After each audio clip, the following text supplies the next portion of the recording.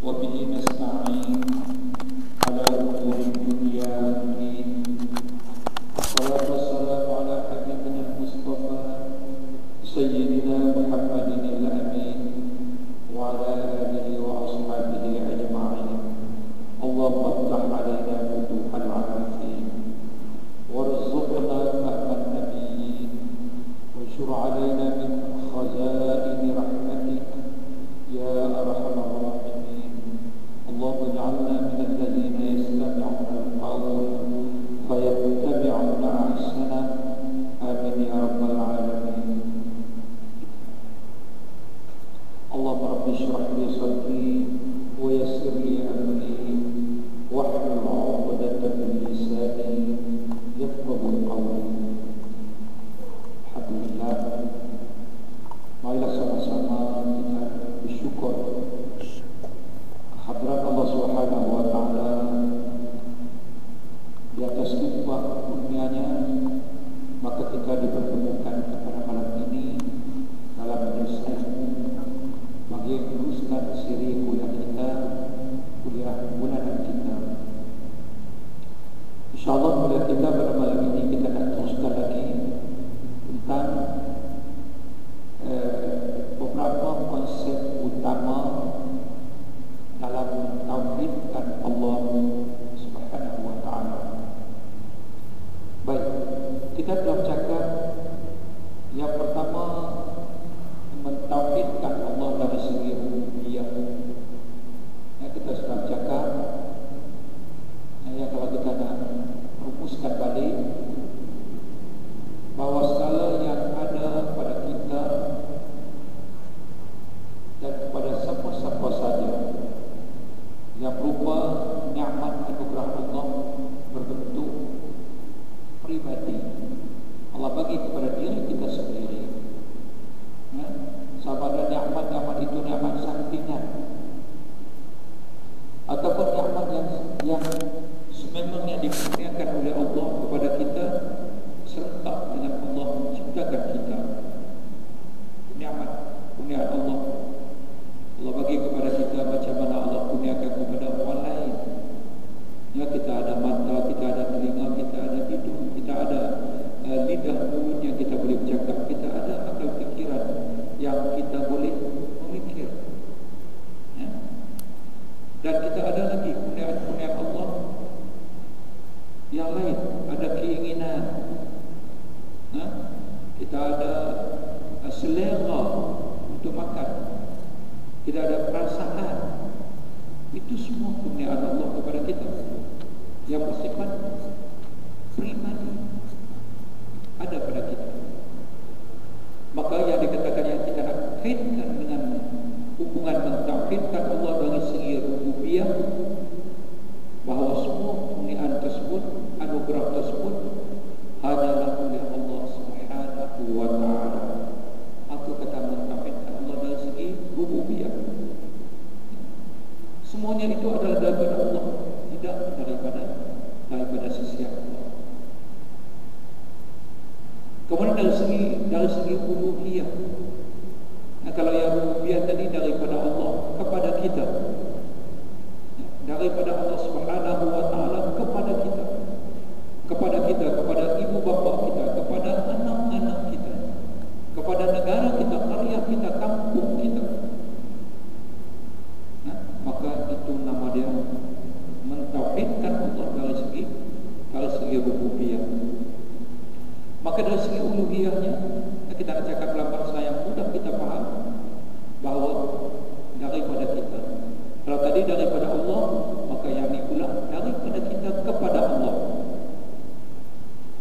Daripada kita kepada Allah, maka yang paling asas sekali daripada kita kepada Allah yang dituntut oleh Allah kepada kita, iaitulah wa ma khalaqtul jinna wal ins illa liya'budun. Itu Allah perintahkan kita. Aku tidak ciptakan jin dan manusia melainkan supaya makhluk ini beribadah kepadaku. Maka kita nak beribadah kepada Allah, kita nak laksanakan ibadah itu kepada Allah, maka dalam hubungan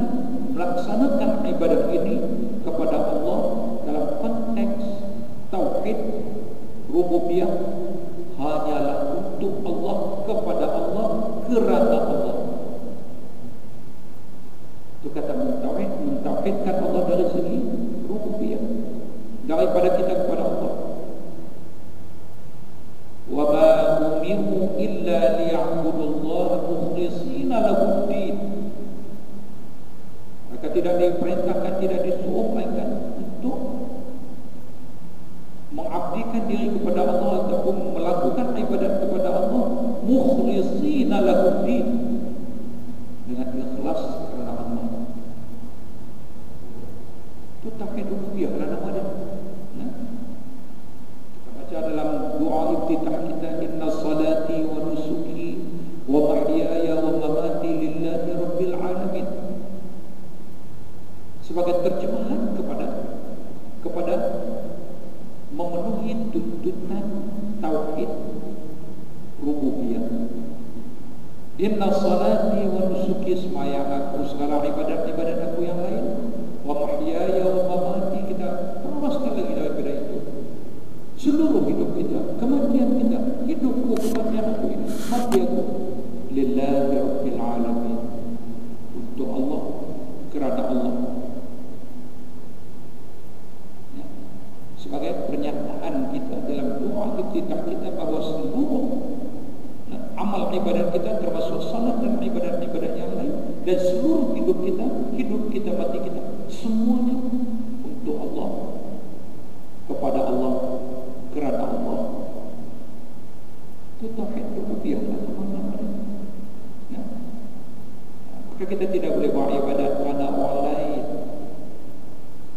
kerana mengharapkan orang puji kita, ataupun nak bagi orang kata kita ni orang rajin, rajin beribadat.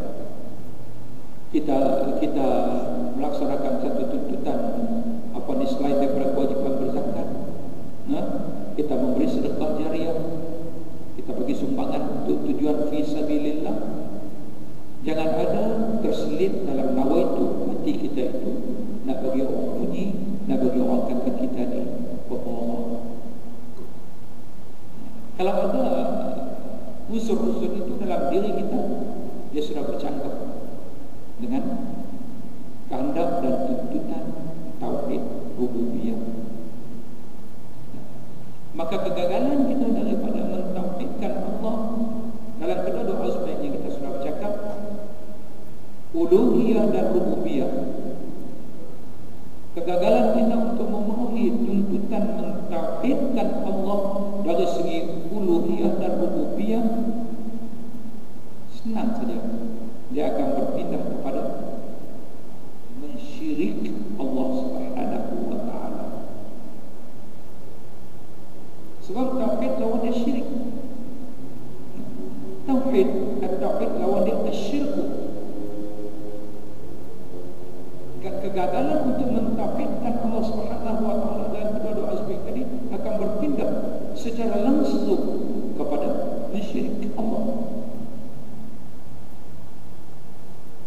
Sehingga contoh yang saya bawa tadi, dia sembahyang, dia buat amalan-amalan sunat dalam agama kita ini, dia buat kerana nak bagi orang kata, mengharapkan dipuji, disanjung, diberi gelaran-gelaran pembohongnya, hati baiknya. Yang ini diistilahkan sebagai melakukan ibadat kerana riya. Riya dengan nak tunjuk, nak pamer, nak tunjuk ke orang, nak pamer ke orang, riya namanya. Maka riya itu nama dia Nabi sebut asyirkul asghar, syirik kecil.